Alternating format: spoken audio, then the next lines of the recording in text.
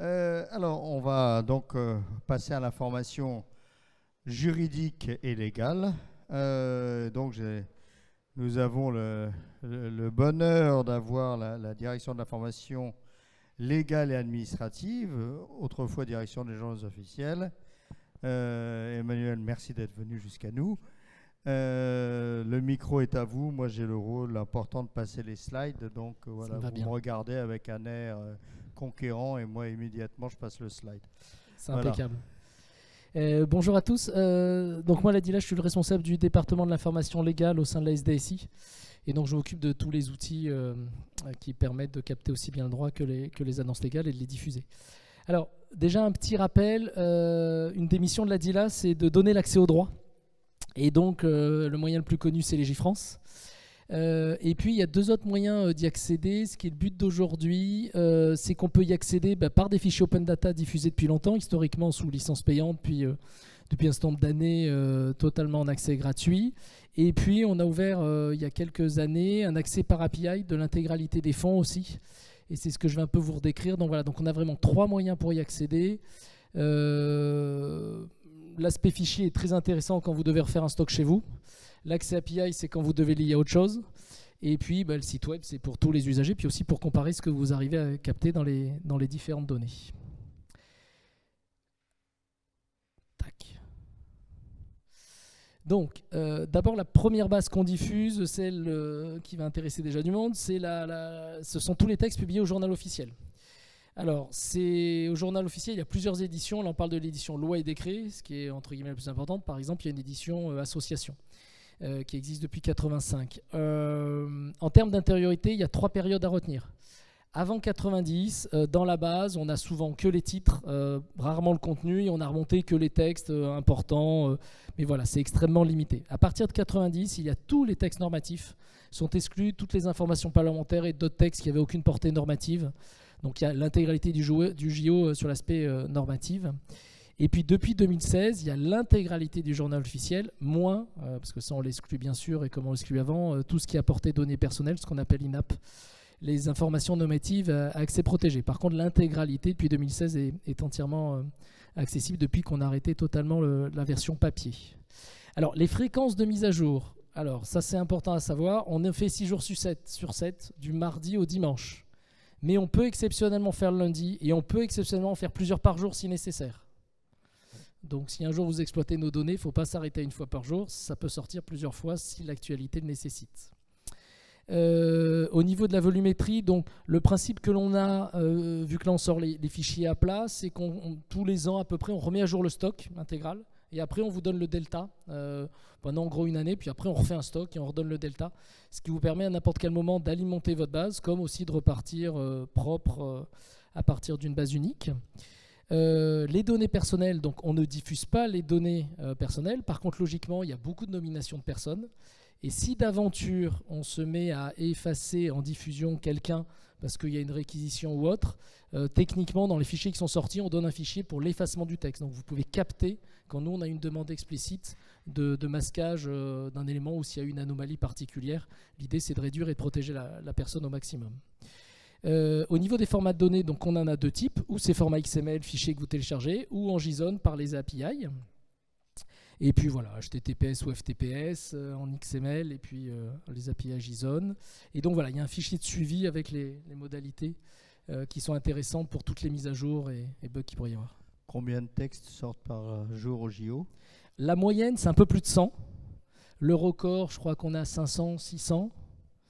Mais cette année, les élections présidentielles ont été plus calmes que les fois précédentes, en tout cas pour nous. Donc voilà, mais voilà, le record c'est 500 et le plus petit, je crois que ça a été un texte. D'accord. Donc on est bien d'accord, le journal officiel, vous le visualisez, c'est l'ensemble des lois, décrets et arrêtés publiés au journal officiel, donc dans leur version journal officiel, ce qui veut dire qu'il y a plein de textes qui ne sont pas forcément très lisibles, très compréhensibles. En revanche, il fait foi, ce journal officiel. C'est son principal intérêt, si je puis dire. Et c'est pour ça qu'il y a une autre base de données qui vient après. Tout à fait. Si vous voulez faire du droit. Là, vous Voilà. faites plutôt une forme d'archivage Tout à fait. législatif et réglementaire qui est nécessaire, hein, qui peut être nécessaire. Mais là où il y a le plus d'intelligence, c'est après. Ah oui, on est encore sur le Ah, journal on officiel. n'a oui, pardon. pas parlé des licences. Voilà, des licences. Alors, sur le journal officiel, alors, ce qui est important, ce qui fait foi, c'est les PDF authentiques sur le site Légifrance. Ce que vous récupérez en fichier XML ne font pas plus foi que les autres bases. Donc, si à un moment vous devez aller devant un juge, c'est les versions qu'on voit sur Légifrance authentifiées. Par contre, oui, ce qui permet le texte c'est vraiment ce qu'on a au journal officiel. Alors, la licence, on est sur les licences ouvertes, version 2.0, la Data Lab classique, donc libre d'usage avec tous les éléments. Il y a juste que l'obligation de dire vous avez eu la source, grosso modo. C'est bien sûr intégralement gratuit.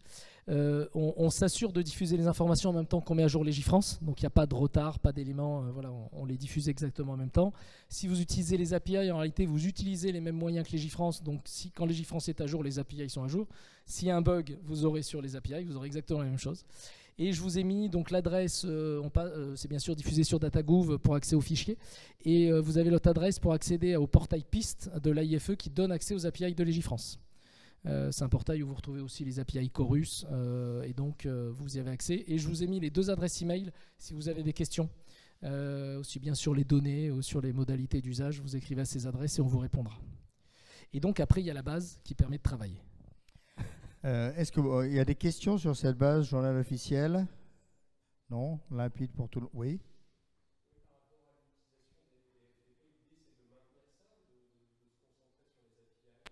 On va maintenir les deux. Pourquoi? Parce que nous, les API comme elles sont conçues, on expose celles qu'on a sur le site internet. Donc si les gens veulent récupérer l'intégralité du stock, déjà techniquement, ça nous est extrêmement coûteux et c'est pas si rapide que ça pour l'utilisateur. Alors que là, avec la base fichier, vous récupérez le gros sujet et après vous pouvez y travailler. Et on sait bien que dans l'écosystème, il y a beaucoup d'usages où les gens veulent récupérer l'intégralité. Donc pour l'instant, on considère qu'on va garder les deux. On va sur 2024-2025 enrichir le format, basculer en Legal DocML et on gardera les 2 sorties. Donc il y aura une phase de migration, mais dans tous les cas, on considère que les 2 sont nécessaires. C'est des usages différents.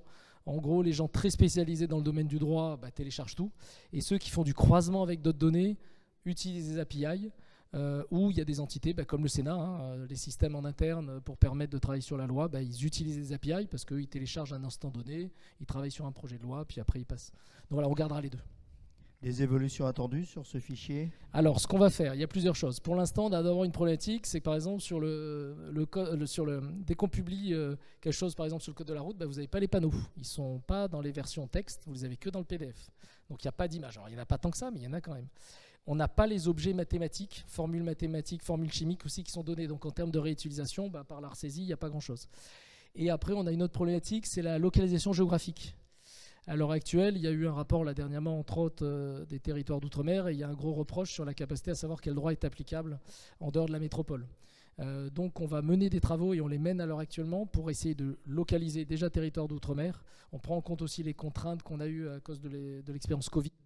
Il y avait des contraintes liées à certains départements, et l'idée c'est qu'à terme on puisse exposer l'aspect géographique. Voilà, donc ça va être un travail de longue haleine, ça ne va pas être mis à jour tout de suite, mais voilà, on va modifier les modèles de données pour y atteindre, et petit à petit vous verrez arriver ce type d'informations. Donc voilà, puis on va corriger d'autres éléments. Alors j'ai vu que Stéphane est arrivé, mais on va finir de travailler enfin les problèmes de nature qu'on a dans la base genre. Voilà, je sais que Stéphane y est attentif. Voilà, donc on a 2 travails de fond qui va nous amener jusqu'à 2025-2026, et on vous laissera un temps pour basculer sur ces nouveaux formats. Et vous aurez un enrichissement important. Et on va aussi normalement bien descendre à l'alinéa. Je sais que Stéphane aussi avait été un ardent défenseur.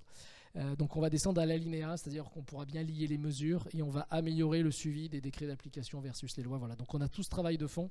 Donc vous aurez un enrichissement dans la structure des données dans la durée, d'abord en flux, puis une partie de stock. Voilà, 30 ans d'expérience dans les données, ça donne des belles choses. Allez, donc là maintenant nous passons à la législation. Alors, à la base des J. Donc là, pour les profanes, c'est le moyen de comprendre ce qui est applicable. Voilà, parce que quand on a lu le journal officiel, on avait du différentiel. Donc la base consolidée, ce qui est important, c'est qu'elle est à jour depuis 90. Donc si vous regardez par exemple le code civil sur les J-France, jusqu'à 90, vous avez bien toutes les modifications. Avant, vous en avez une partie, mais pas la totalité. Donc attention quand même, l'exhaustivité n'est pas garantie du tout avant 90. Là, on fait en jour ouvrable, donc c'est 5 jours sur 7. Donc les mises à jour sont entre mardi et samedi. vu qu'il y a une équipe d'une dizaine de personnes qui travaillent pour faire ce travail-là. Après publication du journal officiel, voilà, il y a un peu plus d'un giga de données, c'est des millions de fichiers si vous devez y travailler. Et là, on est comme le journal officiel, vous avez le flux en fichier, vous avez aussi tout l'accès par API, donc de manière classique, et aussi avec le fichier de mise à jour de tout ce qui est modifié, corrigé. Et je ne l'ai pas dit, mais aussi dans le flux journal officiel, vous regarderez, il y a 2 sorties par jour en réalité techniquement en fichier. La première, c'est le journal officiel brut, et la nuit, en réalité, c'est tous les liens qu'on a rajoutés grâce à la consolidation, vu qu'on fait le lien entre les textes consolidés et les textes du journal officiel. Donc vous pouvez relier et avoir ce lien-là continu.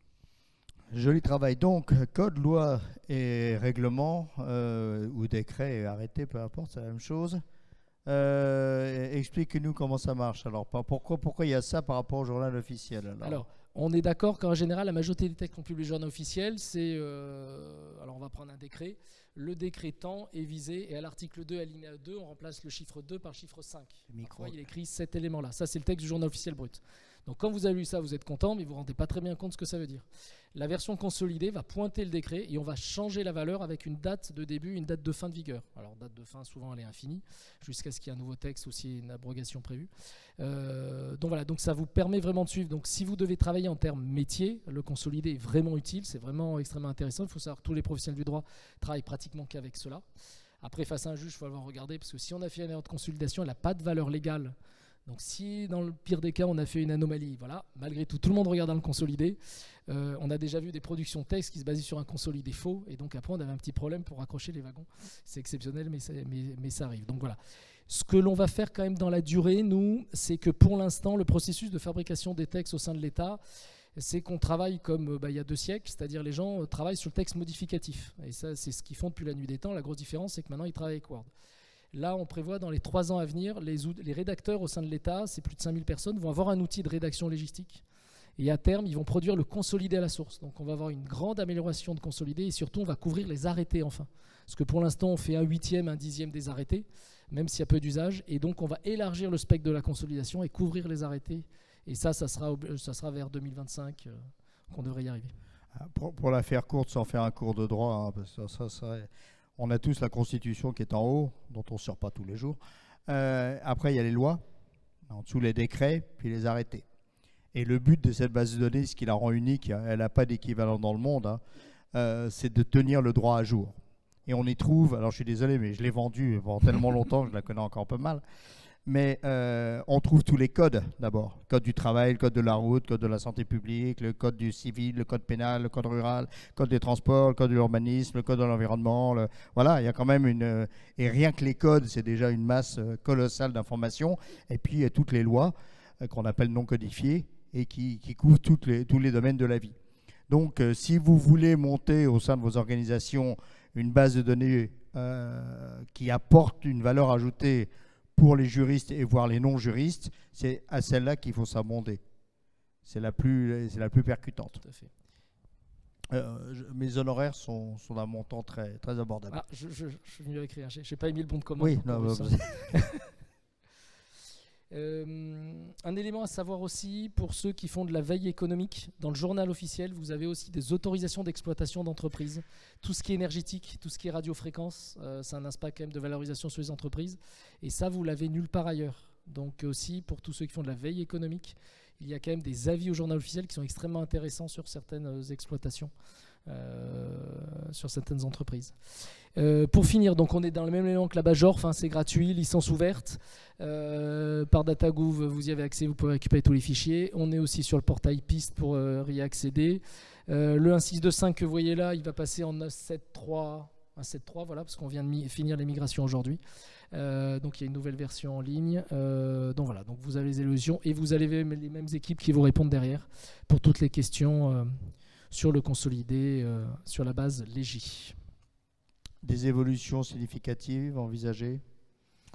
Là vraiment, nous, c'est la géographie, c'est l'alinéa à terme.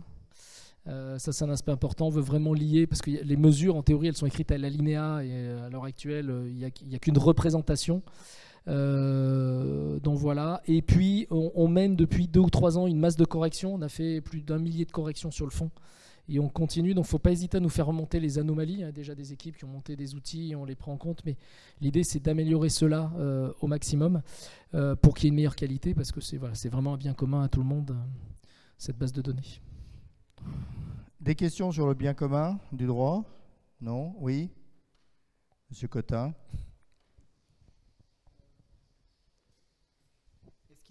Est-ce qu'il est envisagé de faire remonter les ELI avant 2002? Alors oui. Alors attendez, pour les sourds et malentendants aussi, Voilà. qu'est-ce que l'ELI?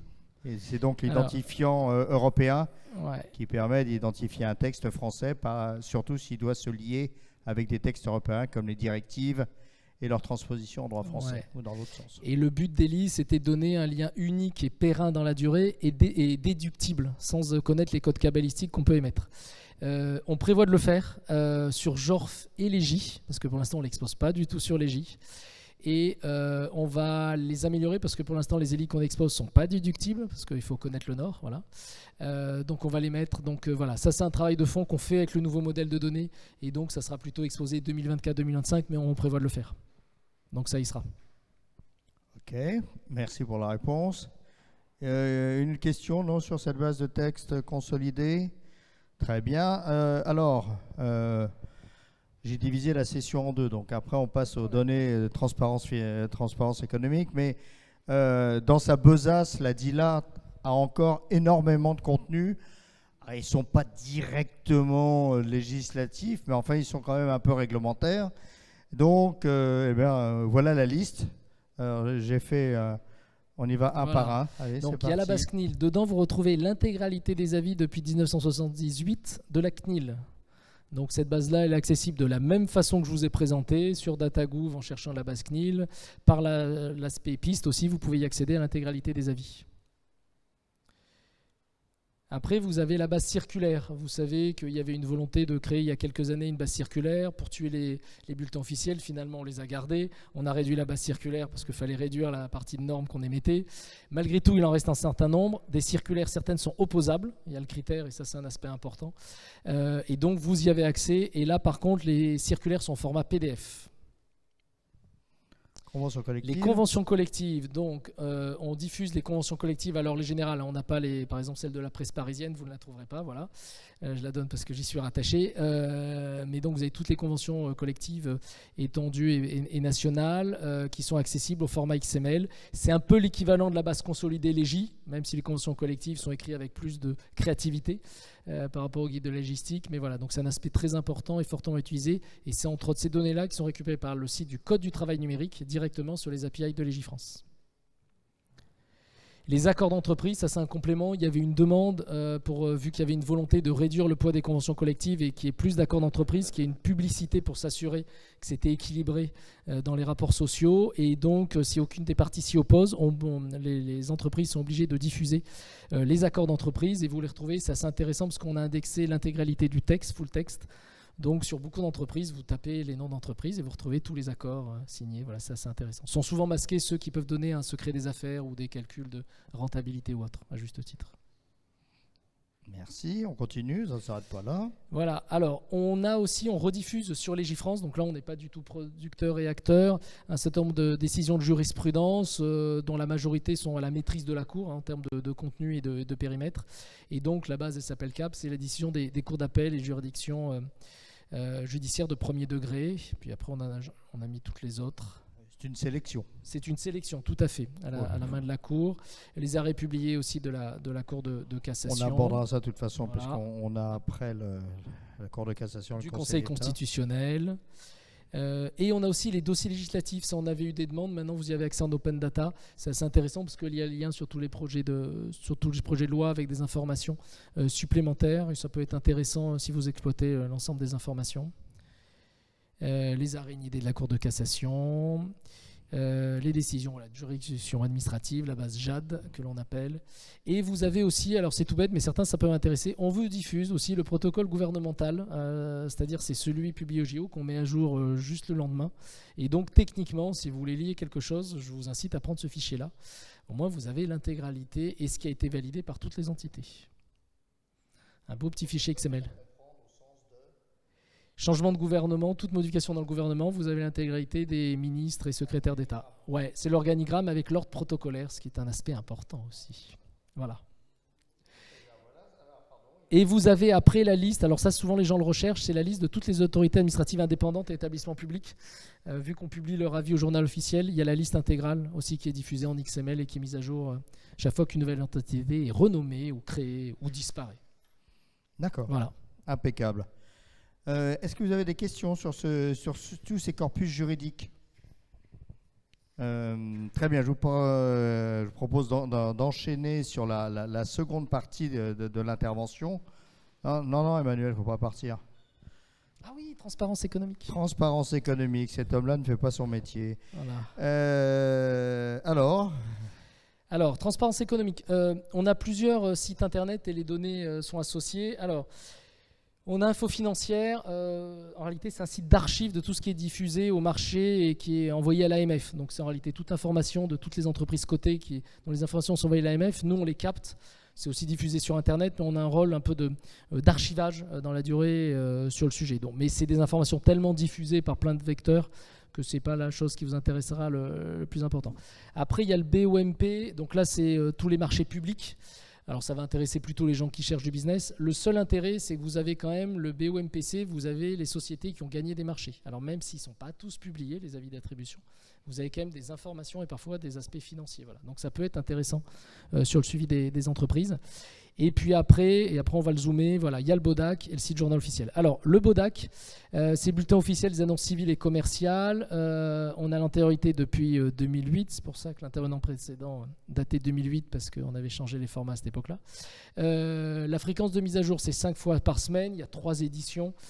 ABC, on a à peu près tous les avis. Alors attention, dans le BODAC, vous n'avez pas le détail. Par exemple, quand une société dépose les comptes, on dit juste qu'elle a déposé le compte à telle date. Les comptes ne sont pas chez nous et ne sont pas accessibles chez nous. Vous devez bien aller, entre autres, sur Infogreffe pour y accéder. Il y a 2 millions d'annonces par an. Voilà, je vous ai mis les tailles, 1 million. Alors, c'est une obligation légale. Justement, on a souvent des demandes malheureusement d'entrepreneurs qui ont fait faillite et qui veulent être effacés. Parce que logiquement, il y a souvent la mise en redressement et on voit à travers les statuts d'avis la dégradation du fonctionnement de l'entreprise. Mais c'est une obligation légale et c'est à but de transparence économique pour l'ensemble des acteurs. Et en termes d'accès, là pour les annonces, on fait même plus que sur le juridique. Alors vous avez accès au flux XML, très bien. Vous avez des API JSON et puis on a mis aussi, parce qu'on avait beaucoup de demandes d'analyse, de journalistes, de chercheurs, qui étaient au cas où pas des spécialistes du développement. Et vous pouvez extraire l'intégralité des annonces en format XLS, CSV. Et vous avez même à travers l'interface une capacité à créer des graphiques et vous pouvez même les embarquer sur vos sites. Donc on a exposé beaucoup de choses et là, BODAC a basculé il y a un peu plus d'un mois, le BOMP a basculé hier. Donc voilà, donc on est sur ce nouveau système et là donc vous avez beaucoup de possibilités pour exploiter nos données et pour les utiliser par rapport aux différents besoins. Puis après il y a des mises à jour s'il y a des anomalies en termes de flux. Donc voilà, donc c'est le BODAC et puis derrière...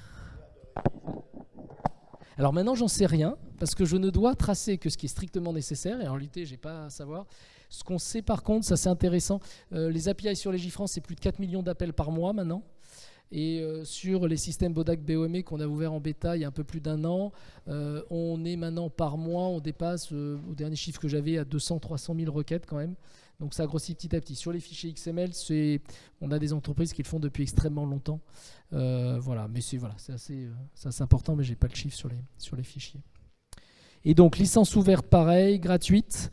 Vous avez donc sur DataGouv les fichiers, puis donc c'est une autre URL. On utilise les services de la société Open Datasoft, une start-up française. C'est des anciens d'Exalid qui ont monté cette société avec succès. Membre du GF2I, donc voilà. On peut y aller. Et donc voilà, avec succès, donc on les utilise parce que voilà, c'est un gain important et leur business c'est diffuser de la donnée publique. Et donc ça correspond à notre besoin. Et je vous ai remis l'adresse. Et après, autre flux intéressant, moins connu, c'est le BALO, c'est quand même le bulletin des annonces légales obligatoires. C'est aussi des obligations. Là maintenant, il y a moins d'obligations, mais toutes les entreprises considèrent qu'elles publient les avis pour être sûr qu'il y ait une bonne publicité à leurs actions. Par exemple, toute sollicitation d'assemblée générale, les grands groupes doivent en faire la publicité. Le BALO, c'est une garantie de la bonne diffusion. Et donc voilà, il y a quand même pas mal d'annonces publiées. On a tout depuis 2005. C'est publié le lundi, mercredi et vendredi. Voilà, il y a donc 150 éditions par an. Et on sort alors des formats XML, il y a un peu de CSV, puis on vous donne les versions PDF.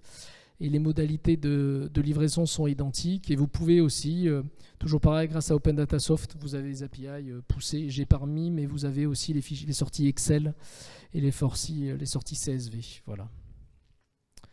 Et on est équivalent, licence ouverte, c'est gratuit. Et donc, vous avez les 2 liens d'accès, un DataGouv.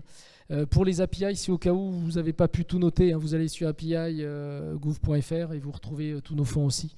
Il y a tous les liens qui sont posés. Le PowerPoint sera diffusé à toutes les personnes inscrites, de toute façon. Je crois qu'il ne nous reste plus rien. Donc, voilà. On n'a pas parlé des associations, on en a parlé au début sans en parler à la fin. Alors, les associations, c'est exactement pareil. C'est donc à travers le site Journal officiel qu'on les expose. Vous avez accès les sorties fichiers, j'ai plus les dates, mais on a numérisé l'intégralité des associations depuis leur création. Donc, on a tout récupéré. On a encore, en toute honnêteté, quelques petits trous qu'on finit de corriger, mais vous avez l'intégralité. Et ça, vous le retrouvez intégralement au niveau des flux API. Vous récupérez l'intégralité fonds depuis 1901. Donc vous pouvez trouver toutes les associations et c'est très marrant de voir les adresses qu'elles avaient à l'époque parce que c'est parfois au Café du Commerce. Voilà. Donc c'est assez amusant les premières créées. Donc voilà, donc vous avez l'intégralité et le JO Association sort maintenant le mardi, avant il sortait le samedi.